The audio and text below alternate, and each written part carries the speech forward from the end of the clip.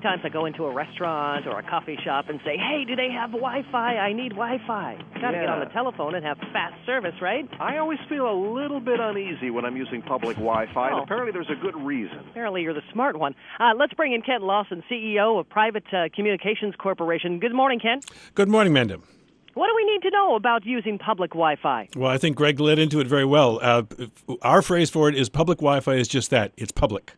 Because everything that you transmit can be overheard by anybody else. Public Wi-Fi are just radio waves, after all, and anyone can intercept it with using an ordinary device, laptop or phone, whatever, and simple software they can download from the web. Oh, great. You've just confirmed my worst fears. Now, what can we do to protect ourselves then? There's only one way to protect yourself in Wi-Fi. First of all, let's go back to laptops for a second. No one would use a laptop without having antivirus on it at this point, and the industry has sort of educated us about that. And similarly, large corporations have provided what's called a virtual private network, or VPN, for their employees who travel. But until recently, individuals have not had access to VPNs, and that is the only way to protect yourself over Wi-Fi networks. The only way. So how do the hackers do it? Do they just set up like a similar Wi-Fi site?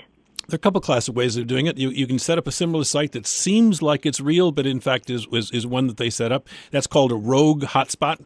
And the other way of doing it is just remember that Wi-Fi are just radio waves. So all you need is a radio a receiver tuned to the right frequency, and it turns out that any ordinary laptop or phone can be turned into what's called a sniffing device, and they can just literally sniff your communications out of the air. That is really disturbing. Does it help at all to be very vigilant about what websites you're surfing? Nope. It is not the website that's responsible for protecting yourself. It's not the ISP, and it's not the Wi-Fi. It's the individual's responsibility to protect the privacy of their communications. Where can we find out more about this, Kent? I'm glad you asked.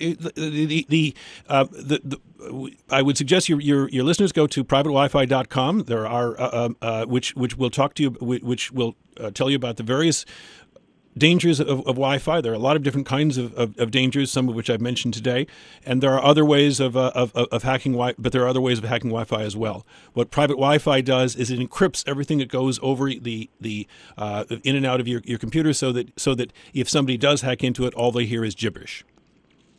Kent Lawson is the CEO of Private Communications Corporation. That's a bit of a wake-up call this morning for those of us that have used private Wi-Fi. You've got to be very careful. Lawson, who's going to talk the technologically illiterate into the nuances of public Wi-Fi. I just got my smartphone not too long ago, and I travel with mine a lot. Kent, by the way, is CEO of Private Communications Corporation in New York City. And I'm learning the wonders of this ability to climb off my cell phone provider and use private Wi-Fi, Kent. But with that access comes a whole lot of responsibility and a whole bunch of risk. It certainly does, Gene. Thank you for bringing up the issue.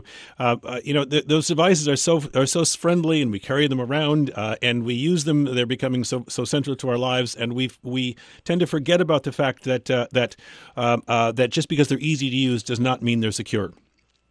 Yeah, and that's just it. When on mine, I've got a Galaxy, so I can set mine so the Wi-Fi is always out there searching for Wi-Fi, and it'll just glom onto a signal that's friendly, that is unsecured, that doesn't need a password, and away I go. But you're telling us that in some situations, bad people with bad intentions can set up those Wi-Fi networks and pilfer all your stuff.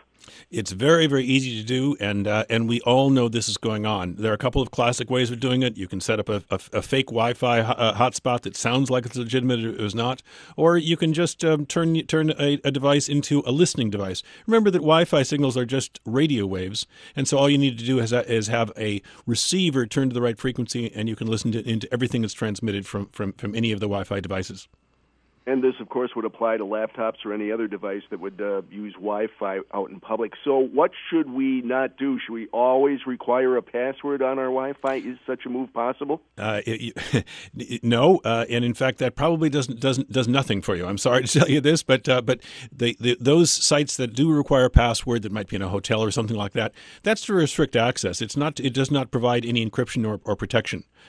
It's the individual's responsibility to provide provide protection for their Wi-Fi. Just like on your laptop, you probably have antivirus. So on your Wi-Fi device, you have to protect yourself with a virtual private network or VPN.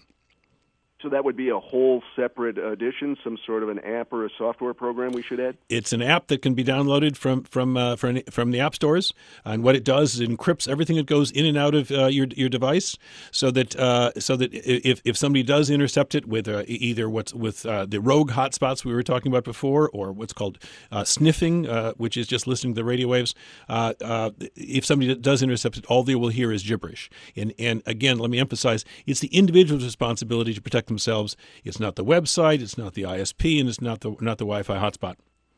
Kent, just curious if you would know this is going on to your phone. Would your phone somehow show signs that you were being hacked, or do you not find out until perhaps weeks or months later when something is off with your bank accounts or whatever it is that they steal? It is the ultimate stealthy crime. There's no way of knowing that it goes on. Let me give you some examples.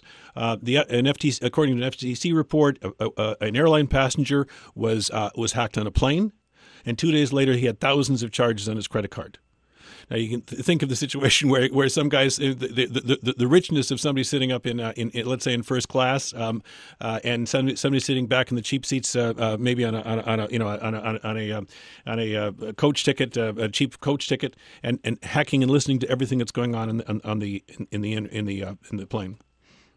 I guess this is not unlike what we would see, maybe 8-9 years ago when we first found out, you could have Wi-Fi in your home, and you would see people driving around in cars with antenna systems picking up everything that was going on in a neighborhood or in a cul-de-sac. This is the same principle, right?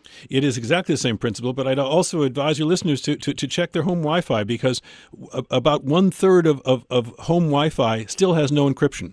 And 25% of home Wi-Fi has what's called WEP encryption, which can be hacked literally in minutes.